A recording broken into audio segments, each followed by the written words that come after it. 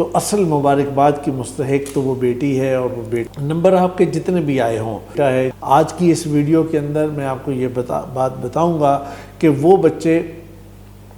کہ آپ کو کون سا گروپ لینا چاہیے اور کس کا کیا فائدہ ہے، اور اس قدر ڈیلی بیسس پہ یہ باتیں ہوئیں کہ وہاں پہ اس بچی نے اس یونیورسٹی سے کوئٹ کر لیا۔ اب یہ سوال آگے بچتا ہے کہ کس بچے کو کون سا فیلڈ لینا چاہیے اور کس بچے کو کون سا فیلڈ لینا چاہیے۔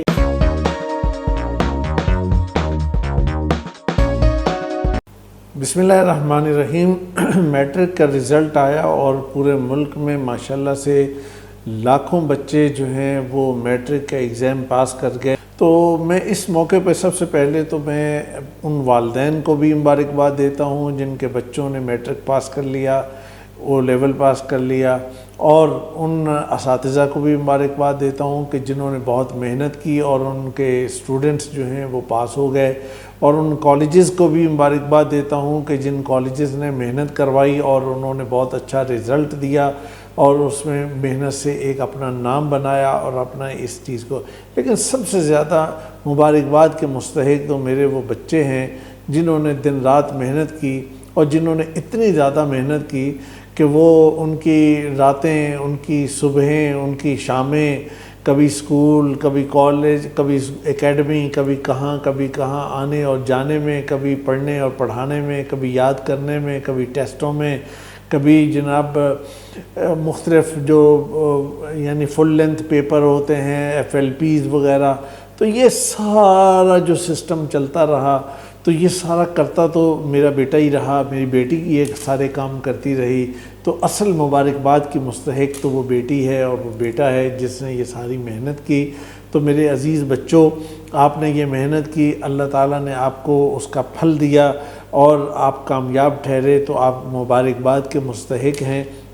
نمبر آپ کے جتنے بھی آئے ہوں، نمبر ایک کرائیٹیریا ضرور ہے آپ کی ذہانت کا اور آپ کی قابلیت کا، لیکن سارا کچھ نمبر نہیں ہے۔ تو اس لیے نمبر پہ ہی اپنا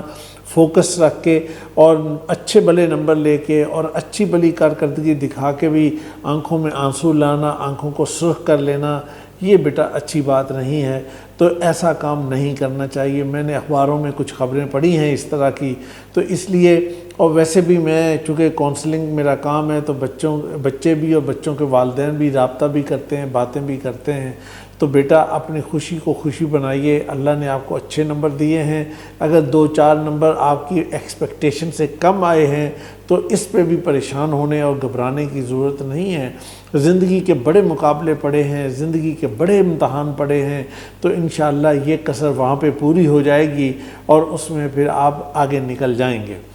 اب اس کے بعد اگلا سوال یہ ہے کہ میٹرک تو میں نے کر لیا، تو اب آگے مجھے کیا کرنا چاہیے؟ اب مجھے پری میڈیکل رکھنا ہے یا پری انجینئرنگ رکھنا ہے یا مجھے کوئی اور گروپ لینا ہے؟ تو یہ والا اصل سوال اس وقت سامنے ہے جو ہر گھر میں ڈسکس ہو رہا ہے،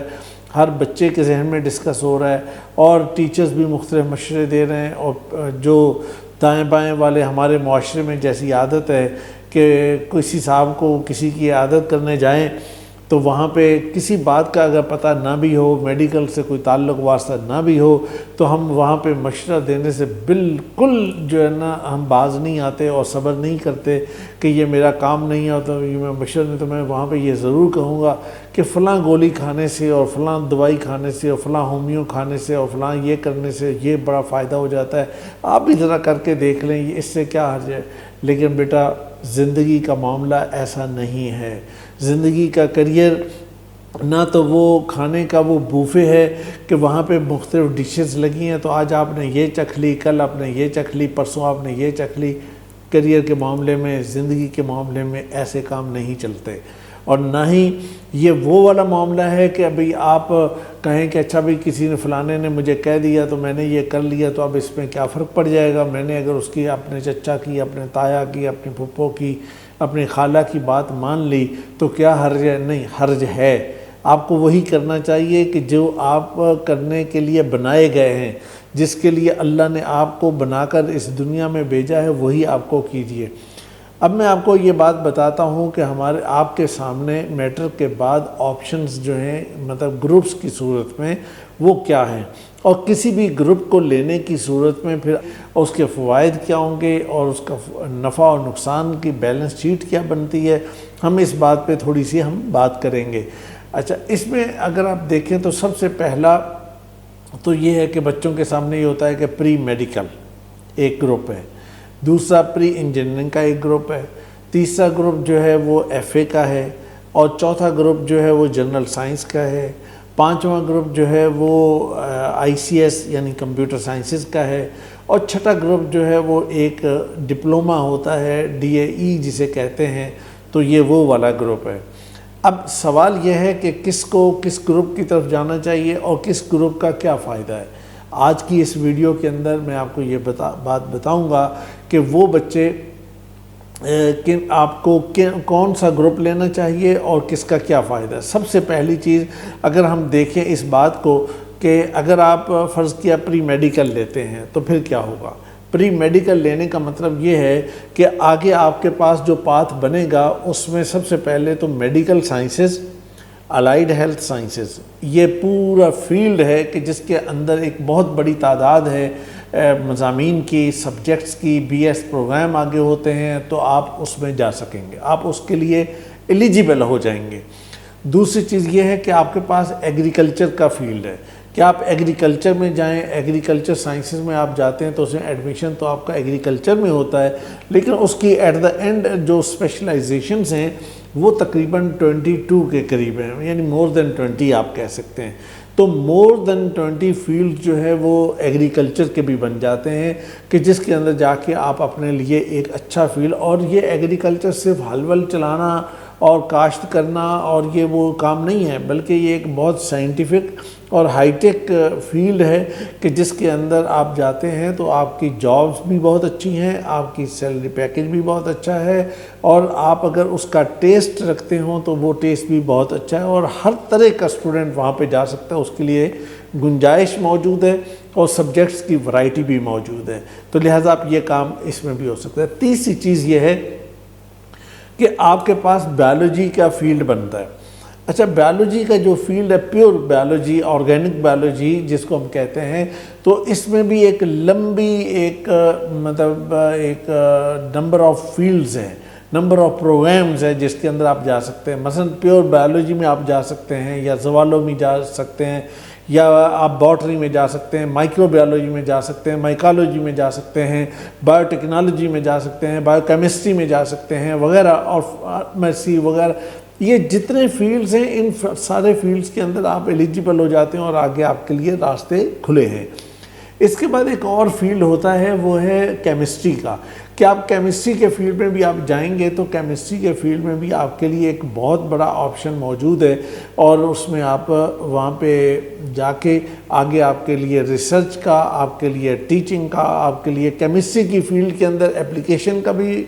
دائرہ ہے، اور اپلیکیشن کے علاوہ ریسرچ کا بھی دائرہ ہے، اور اس کے ساتھ ساتھ یہ ہے کہ آپ ٹیچنگ سائٹ پر، تدریس کی سائٹ پر بھی آپ جا سکتے ہیں، اور انڈسٹری کی سائٹ پر بھی آپ جا سکتے ہیں، اور اس طرح سے یہ ایک بہت بڑی فیلڈ آپ کے لیے بن جاتی ہے۔ تو لیکن سوال یہ ہے کہ آپ کو جانا چاہیے یا نہیں جانا چاہیے، اس کے لیے تھوڑا سا آپ ویٹ کریں۔ دوسرے گروپ جس پہ ہم بات کریں گے وہ ہے پری انجینئرنگ کا گروپ۔ پری انجینئرنگ کا گروپ جب ہم لیتے ہیں تو اس کا پہلا چیز تو یہ ہے کہ ہمارے لیے انجینئرنگ کے تمام فیلڈز اوپن ہو جاتے ہیں۔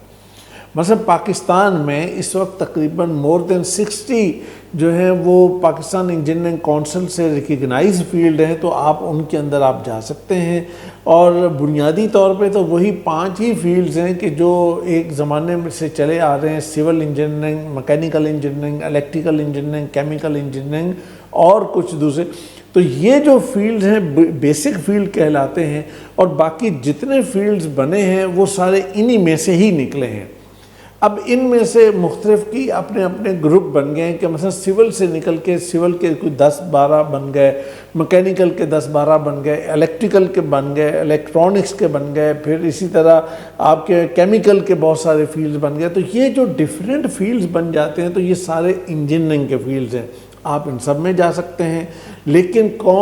کس کو اس سائڈ پہ جانا چاہیے یہ ایک الگ کویسچن ہے۔ اس الگ کویسچن کا الگ سے جواب دینا ضروری ہے، تو اس کے جواب ہم بعد میں دیتے ہیں، لیکن پہلے ہم یہ دیکھیں گے کہ اگر آپ نے یہ والا فیلڈ لیا ہے تو آپ کے لیے پھر اور کیا آپشن بنے گا۔ آپ کے لیے آپشن آئی ٹی کا بنے گا، کمپیوٹر سائنسز کا بنے گا، یعنی کمپیوٹر سائنسز کے جتنے بھی فیلڈز ہیں وہ سارے کے سارے آپ کے لیے اوپن ہوں گے،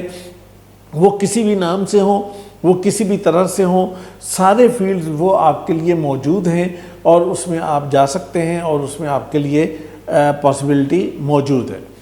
اچھا، میں یہاں پہ ایک چیز پچھلے گروپ کے حوالے سے بتانا بھول گیا کہ کمپیوٹر سائنس اب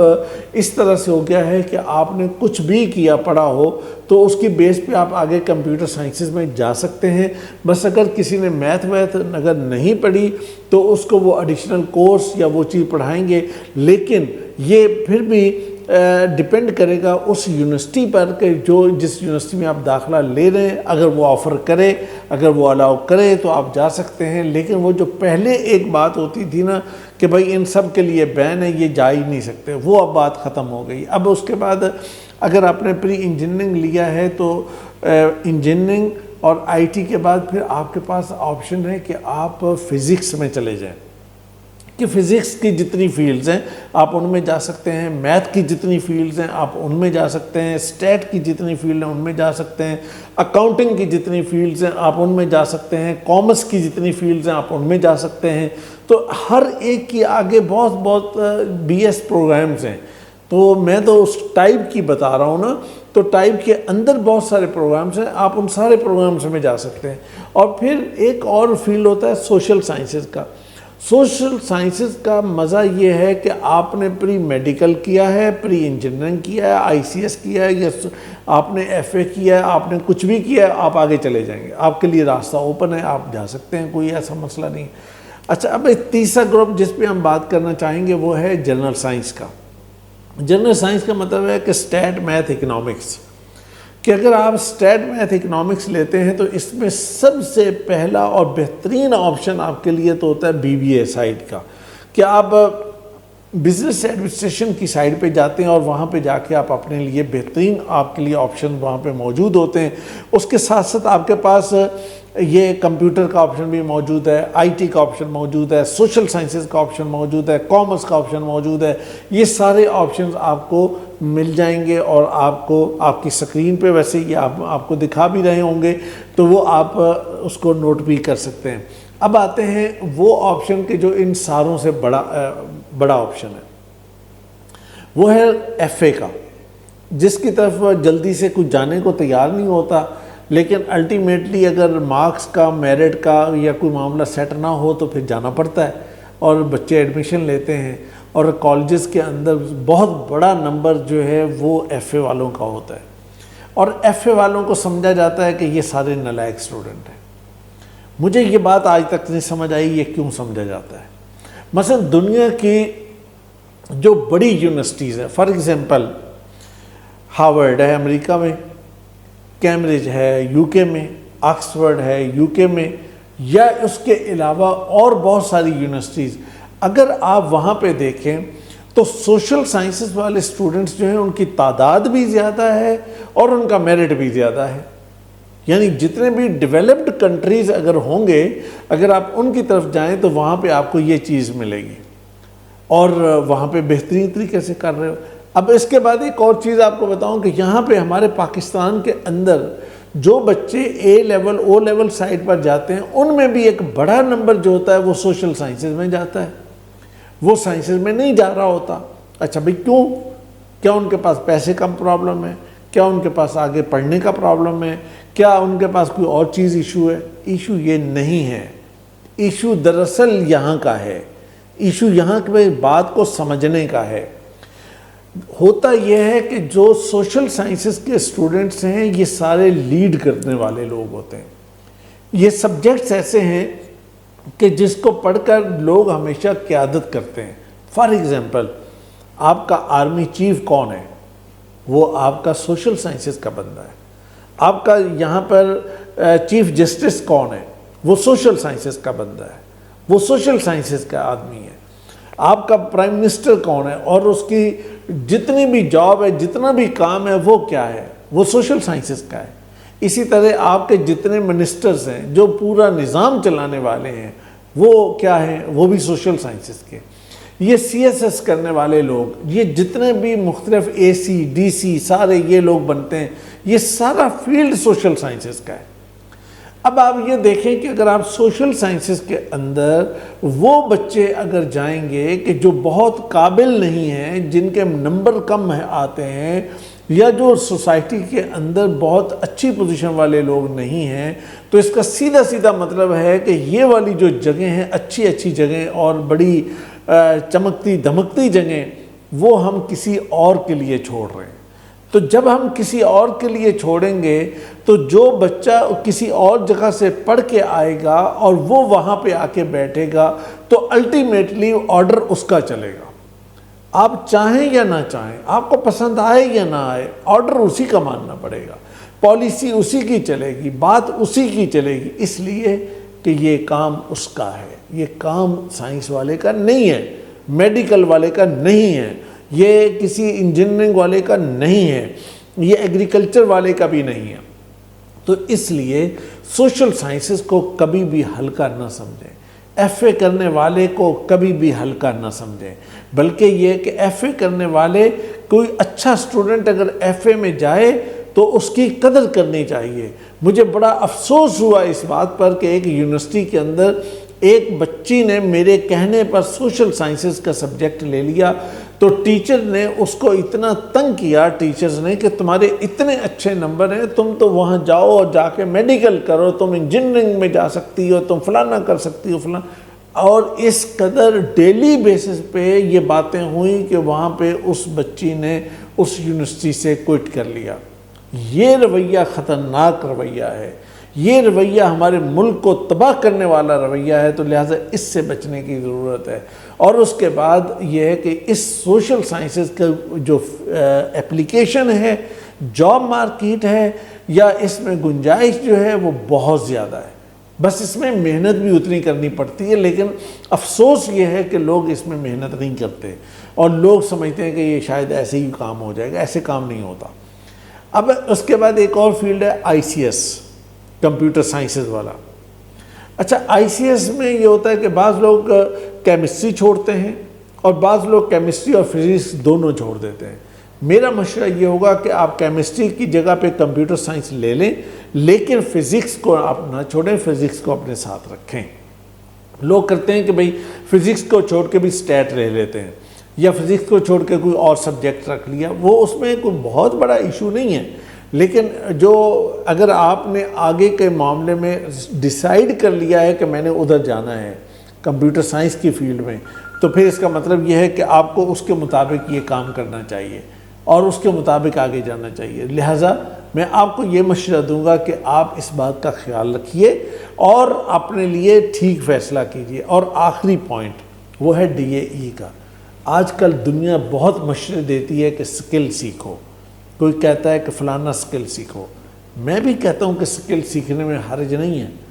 بندے کو اپنا کام آنا چاہیے۔ میں یہاں پہ بیٹھا ہوں، میرا یہ آفس ہے، میں ایز اے کونسلر بیٹھا ہوں، ایز اے چیف ایگزیکٹو بیٹھا ہوں، تو مجھے اپنے کام آنے چاہیے، مجھے پتہ ہونا چاہیے، لیکن اس کا یہ بالکل مطلب نہیں ہے کہ میں یہ ڈگری نہ لوں، میں کوئی اور پڑھوں نہیں، میں کچھ نہیں کروں، اور میں جسٹ جا کے ایک پلمبرنگ کا کورس لے کے اور وہاں پہ پلمبرنگ کا کام کرنا شروع کر دوں۔ اگر میں وہ یہ کام کروں گا تو اس کے نتیجے میں نہ میری فیملی اوپر جائے گی اور نہ ہی کوئی اور چیز اوپر ہوگی، اور میں وہیں کا وہیں ٹھہروں گا۔ لہٰذا اگر آپ کے نمبر